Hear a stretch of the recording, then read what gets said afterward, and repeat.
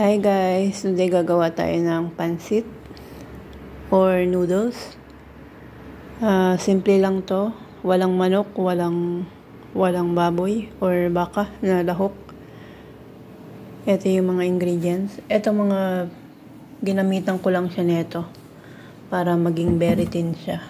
Ito ay malpoof or cabbage white, carrots, spring onion, and celery, ginger, and garlic.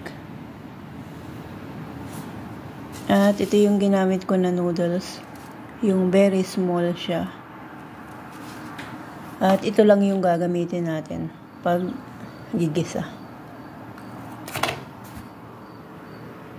Tara, umpisa na natin ang pagluluto. Painit tayo ng kawali. Ayan. Ayan, mag-boil na tayo ng tubig na may asin na may langis na konti. Ayan, first lagay natin yung garlic. Lagay na rin natin yung ginger. Nagtataka kayo bakit may ginger? Favorite kasi ng amo kong babae yung may ginger. Feeling Chinese. Yan, lagay natin yung celery. Lagay natin tong carrots. Lagay natin yung dalawang pampalasa.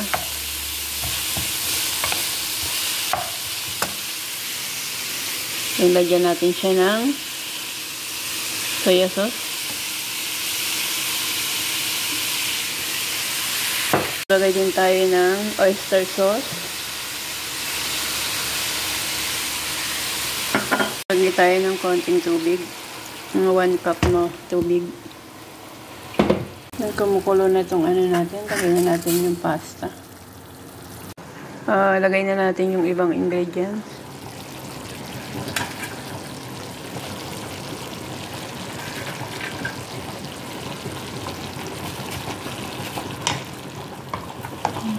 Haluin lang natin siya.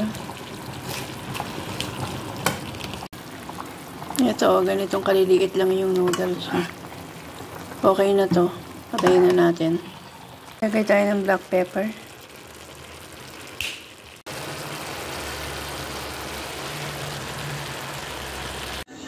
This is our pancit. It's done. Thank you for watching.